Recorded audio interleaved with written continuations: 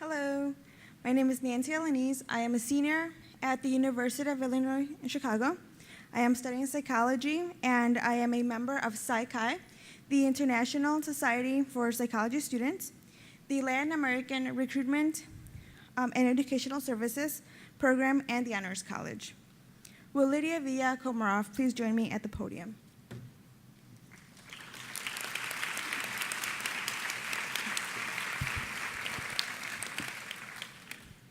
Lydia Villa-Komaroff is the Chief Scientific Officer and a board member at Cytonome ST, a company that develops and builds cell processing systems.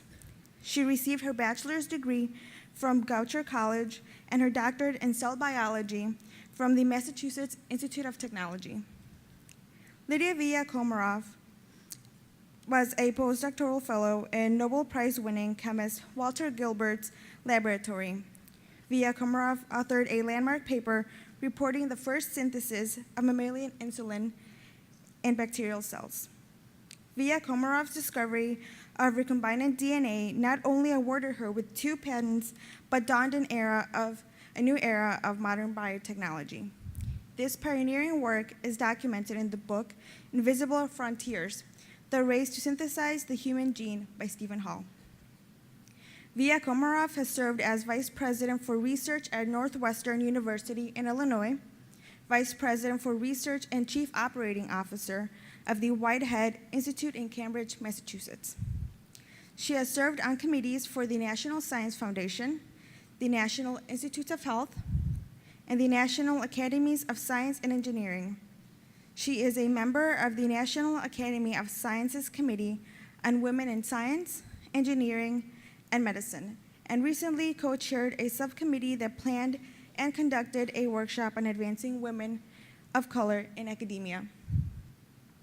As the 3rd female Mexican-American doctorate holder in the United States, she is deeply committed to the recruitment and retention of minorities and women in science. She is a founding member of the Society for the Advancement of Chicanos and Native Americans in Science, and has served as a board member and vice president.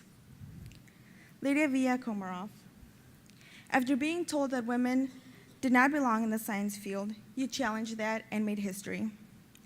Because of your dedication to breaking down barriers for women, you have inspired many of us to do the same and persevere in the pursuit of our own education. It is with respect and gratitude for your work that the National Conference for College Women Student Leaders, including myself, honor and recognize you as a 2013 Women of Distinction.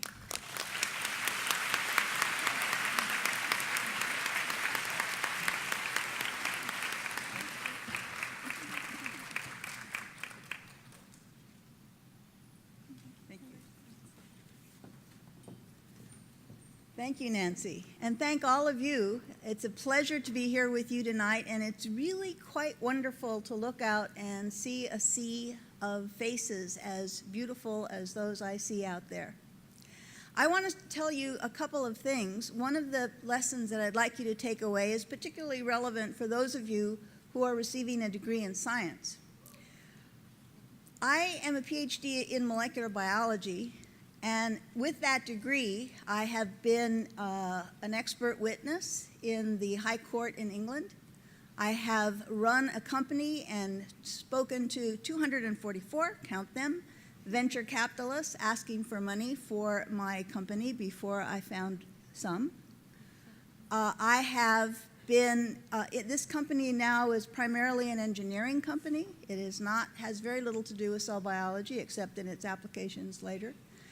So I want you to understand that unlike what so many of us were taught when we were in graduate school and as rising seniors and majors in scientific fields, that a degree in science is not a degree of limitation. It is a degree of potential. It will open up your lives to many different fields that you can go into. In fact, just about any degree that you are now sitting in, you've heard this already tonight before, can take you in many, many different directions, in any direction that you want to go.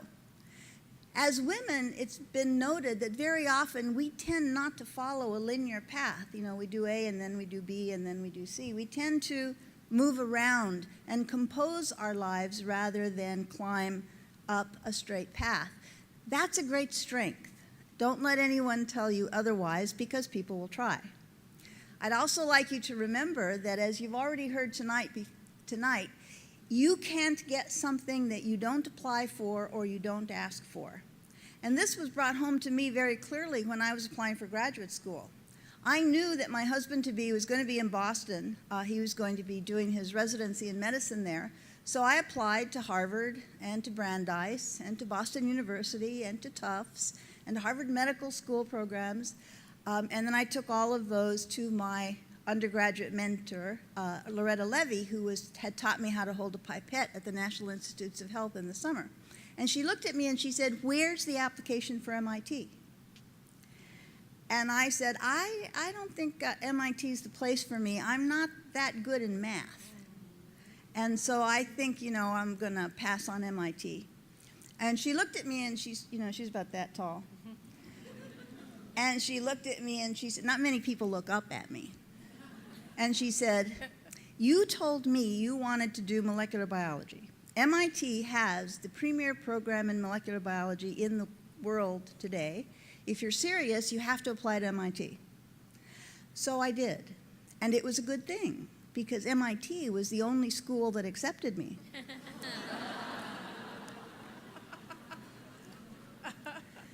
And that really set me off on the career that I've been able to have since, because it was because I went to MIT that I got into David Baltimore's lab before he won the Nobel Prize, but not too long before. And it was because I had been in David Baltimore's lab that I got into Walter Gilbert's lab as a postdoc, and he was going to also win the Nobel Prize.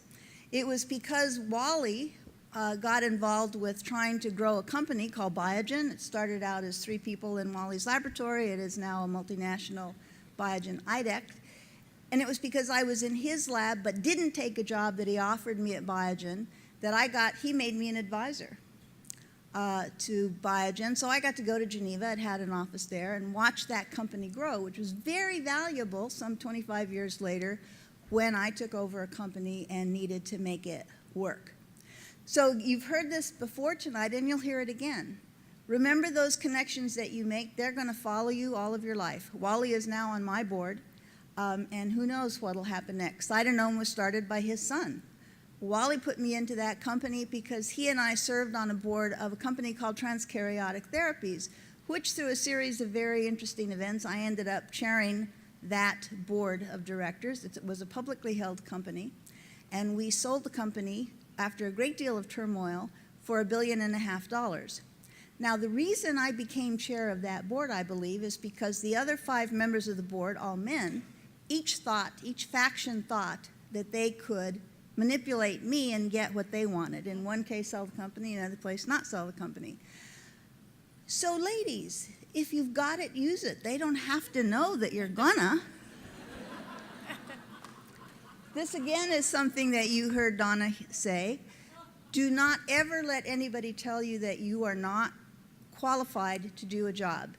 It's not for you to decide that, and it's not for them either. It's for your performance on the job. So apply for those things that you want and go after them. And it won't be easy. It's not an easy path to do something that is both interesting and exciting. Life is difficult. Life as a college graduate and in an interesting job is a lot less difficult than life without it. So yes, it's all right to wake up at 3 in the morning and be worried about what you're going to do the next day, or how you're going to possibly pay that payroll, or how you're going to do whatever. You can worry about it. You can feel bad about it on occasion too. What you can't do is quit. And so with that, I will leave you to your future, which is bright. You have an enormous potential in front of you, and I thank you for this very great honor.